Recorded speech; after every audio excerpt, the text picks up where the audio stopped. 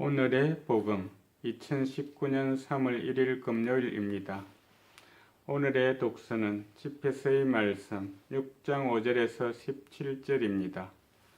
부드러운 말씨는 친구들을 많게 하고 우아한 말은 정중한 인사를 많이 받게 한다. 너와 화목하게 지내는 친구들을 많이 만들되 좋은 자는 1000명 가운데 하나만을 골라라. 친구를 얻으려거든 시험해보고 어때? 서둘러 그를 신뢰하지 마라. 제 좋을 때에만 친구가 되는 이가 있는데 그는 내 고난의 날에 함께 있어 주지 않으리라.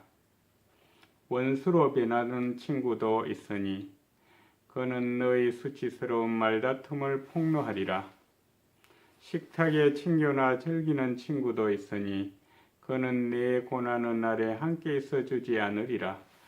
그는 내가 잘 될 때에는 너 자신 양 행세하고 네 종들에게 마구 명령해 대리라.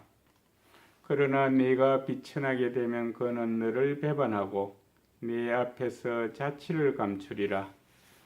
원수들을 멀리하고 친구들도 조심하여라. 성실한 친구는 든든한 피난처로서 그를 얻으면 보물을 얻은 셈이다. 성실한 친구는 값으로 따질 수 없으니 어떤 저울로도 그의 가치를 달 수 없다. 성실한 친구는 생명을 살리는 명약이니 주님을 경외하는 이들은 그런 친구를 얻으리라. 주님을 경외하는 이는 자신의 우정을 바르게 키워나가니 이웃도 그의 본을 따라 그대로 하리라. 주님의 말씀입니다.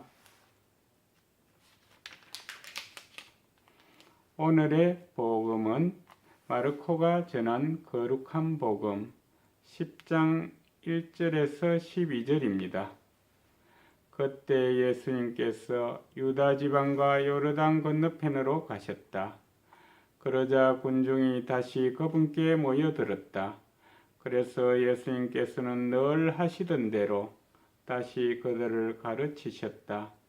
그런데 바리사이들이 와서 예수님을 시험하려고 남편이 아내를 버려도 됩니까? 하고 물었다.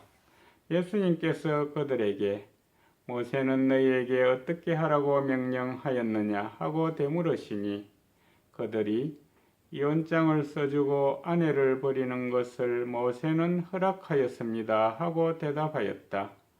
그러자 예수님께서 이러셨다. 너희 마음이 완고하기 때문에 모세가 그런 계명을 기록하여 너희에게 남긴 것이다. 창조 때부터 하느님께서는 사람들을 남자와 여자로 만드셨다. 그러므로 남자는 아버지와 어머니를 떠나 아내와 결합하여 둘이 한 몸이 될 것이다. 따라서 그들은 이제 둘이 아니라 한 몸이다. 하느님께서 맺어주신 것을 사람이 갈라놓아서는 안 된다. 집에 들어갔을 때 제자들이 그 일에 관하여 다시 묻자 예수님께서 그들에게 말씀하셨다. 누구든지 아내를 버리고 다른 여자와 혼인하면 그 아내를 두고 간음하는 것이다.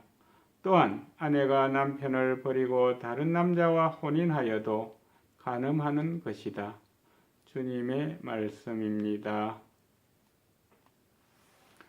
부산 가톨릭대학교 염철호 요한 신부님의 오늘의 묵상입니다.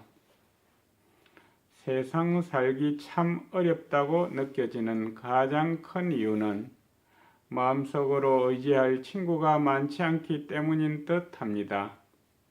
친하다고 여겼지만 속임을 당하거나 마음을 주었지만 상처받은 경험들로 말미암아 어떤 이는 마음을 꽁꽁 닫은 채 혼자 살아가기도 합니다.